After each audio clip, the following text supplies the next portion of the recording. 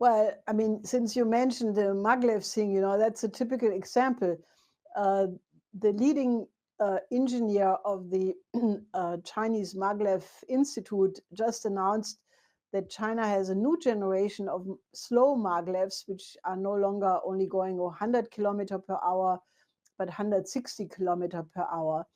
And these maglevs are used for inner city traffic and traffic between main cities and their satellites. Now, just imagine if you have a subway or some local transport system which can go in seconds up to 160 kilometers. I mean, then travel time becomes very, very efficient. I mean, the beauty about the maglev is that it accelerates very rapidly in a very short time, and it does not have the usual kind of pushback you feel when you accelerate a car, because the technology is such that it goes more smoothly. So they are revolutionizing the inner city traffic in this way. The Chang'e 4 mission of landing on the far side of the moon is happening around, these days. It will take place, and it was just announced that Chinese scientists discovered a way of turning copper into gold.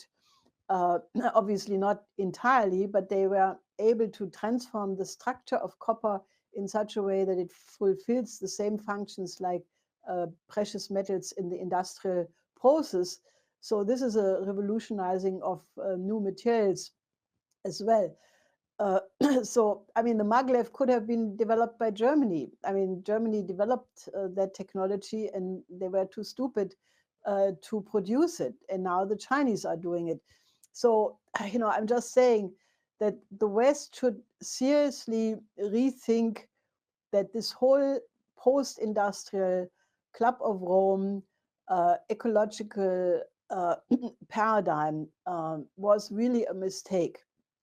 I mean, the best way to maintain the ecological environment is by high technology, by new scientific breakthroughs. And that is happening, fortunately, in China, which has long stopped to just copy uh, technologies of the West, but is, creating breakthroughs, all the time. So I think, the perspective for the future should really be that the Western people, those who are not the hardcore neocons, like Kissinger, for example. I think he's a lost case. I mean, he advocated for years that a peace of Westphalia approach for the Middle East is not possible. Now, I think he's just in the process of being proven completely wrong. So there are some hardcore neocon, neoliberal people who I think will never reconsider that their model was wrong. But there are many people who were just swimming along, going along to get along, or being victimized by this neoliberal model. And they should think, that there is obviously right now a recognition that the old neoliberal model is failing. I mean, this article which you mentioned in Foreign Affairs, it's actually funny. The authors basically say that they thought that there was a universal desire for a liberal democracy model.